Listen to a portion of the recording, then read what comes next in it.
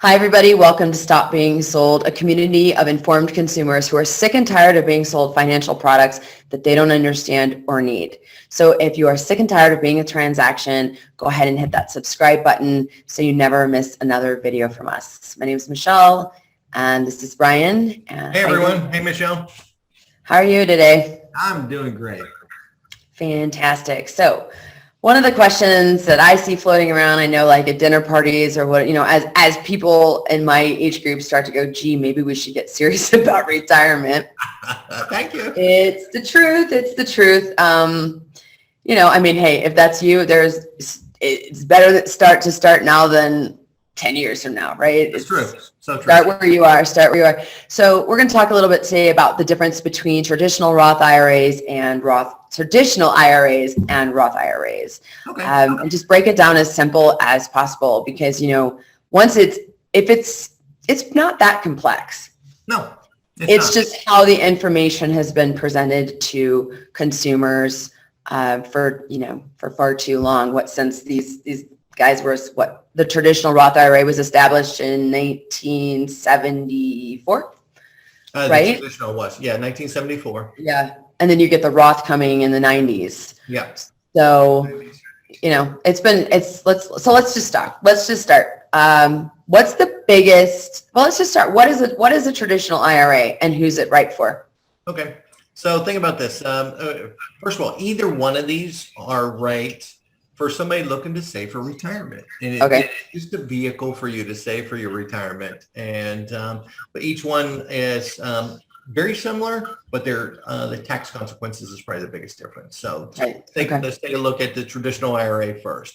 Like you said previously, established in 1974, it allows you to save money on a pre-tax basis. Got it. So your contributions will grow tax deferred.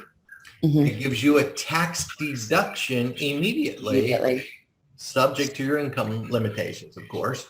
Your maximum contribution allowed you to put into either account for 2021 is $6,000 unless you're over the age of 50, and there's the catch-up provision allow you to put in $7,000 into the and as of this video, we don't have the new contribution limits posted, right? They haven't come out. Yeah. So also, Michelle, anyone with earned income, like a job income, right, whatever, can contribute to this plan.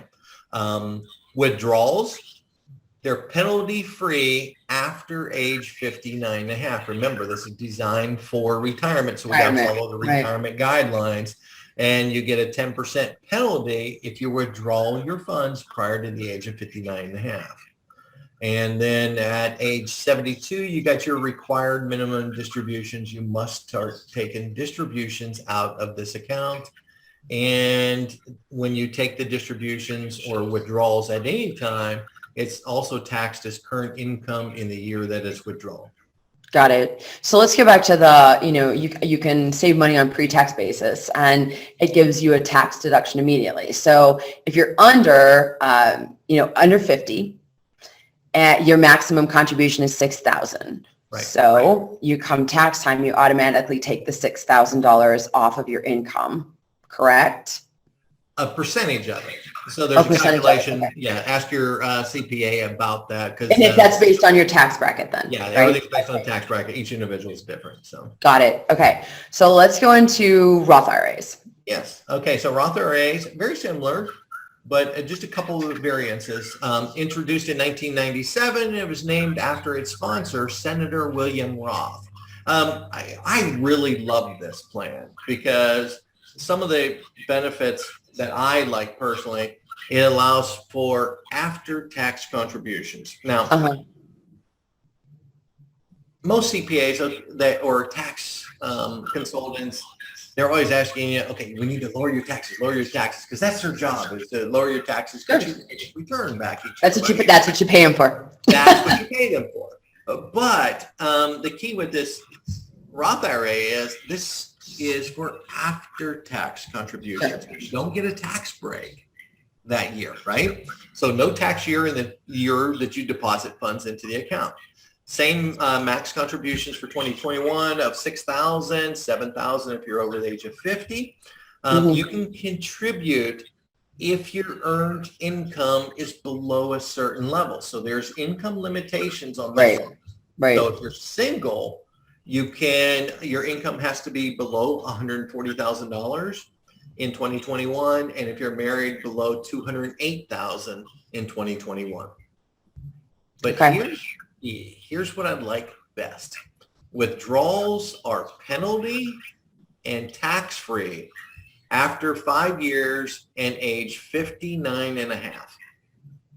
And that is it, that after 5 years, this is how people, or why people use Roth IRAs often to withdraw money for a down payment on a house, or for rolling. I know a few entrepreneurs who have taken their part of their Roth and, invested it in a new business. Yeah, new business ventures, first-time home ownership. There's a lot of different provisions for stuff like that. So, but and I guess the key difference between the two, because they sound very similar, right? The key difference is, Michelle, what do you want to do? Do you want to take advantage of a tax break today with an individual IRA, or would you like to enjoy tax-free withdrawals in the future from a Roth IRA? Right. Well, I would prefer the future with tax-free withdrawals, but and that's what most people do. And a perfect scenario, and think about this. Let's say you have a 401k at work, right? Yeah. That's like a traditional IRA as far as the tax vehicle, right? Sure. So you get your 401k at work, and maybe you don't have a Roth provision inside of there. So a good scenario would be to build your Roth portfolio outside. Open up a Roth. Right, using the Roth IRA. Right. So I have a quick question for you. Let's say you open a Roth, and you mentioned there are income limitations. Right. So single, you have to have right now in 2021, below 140,000 as an individual. Yes. And then married 208,000, right? As filing jointly. So what happens if you have this Roth for years, and then 1 year you go over that threshold? Do you have to then open a traditional IRA and stop funding the Roth? Well, it depends on the custodian. Most custodians will say that it will send you a notification that you've put too much money in, and to remove the funds, or there's depends on the custodian. They have some requirements that they have to send funds back also. Okay, so that's based on how each custodian handles it. Yeah, each custodian could have different guidelines. Got it. All under the same principle, though. You can't put too much in. So right, understood. So let me ask you this question: can you have a traditional and a Roth IRA at the same time? Exactly. Okay. So just like having a 401k at work and a Roth IRA outside, or a traditional IRA outside and a Roth outside. You can have both. But if you have both of them, you can't put 6,000 max contribution in the traditional and 6,000 in the Roth. It has to be 6,000 total if you're under the age of 50. Yes. If you're over the age of 50, it's 7,000. Yeah. In total. So a combination, any variation of the two, just don't go over the 6,000 limit or 7,000 over 50. Got it. Okay. All right. Makes sense. Perfect. Well, so really, let's just recap. The big difference here is if you want a tax advantage, if you want to take advantage of a tax break today, like on your taxes this year, individual IRA.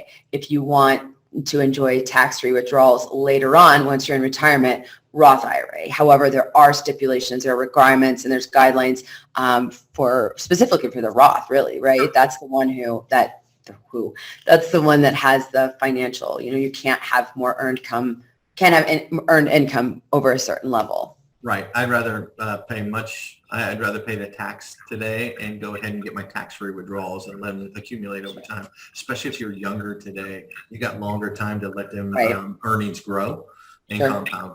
So that's my scenario. Thank you so much. And thanks everybody for watching. If you found this video valuable or the content of this video valuable, please hit that like button. We'd appreciate the like, and also subscribe to our channel so you never miss another video. And thanks, Brian, so much for breaking this down for us in an easy to understand way. Thank you, Michelle. You guys have a great day.